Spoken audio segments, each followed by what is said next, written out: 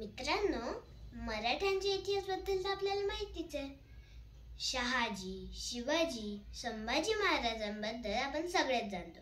पण राजाराम महाराजांनंतर आणि पेशवेकालीन युग सुरू होण्या अगोदर मराठ्यांच्या इतिहास एक तेजस्वी तारा त्याचं योगदान देऊन गेला. तोच तेजस्वी तारा म्हणजे महाराणी ताराबाई.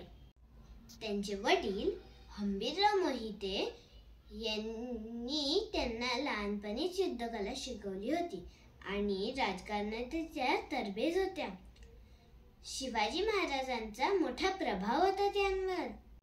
राजाराम महाराजांनंतर त्यांनी राज्यकारभार हाती घेतला. सर्व मराठा सरदारांना एकत्र करून त्यांनी शत्रूशी लढा दिला. युद्ध करताना स्वतः त्या लढायला जायच्या. त्यामुळे सैन्याचा आत्मविश्वास वाढला. मुघलांवर स्वारी करून त्यांनी मराठ्यांचं आर्थिक बळ वाढवलं. ताराबाईंनी औरंगजेबासारख्या क्रूर आणि कपटी सम्राटाशी सलग 7 वर्षे लढा दिला.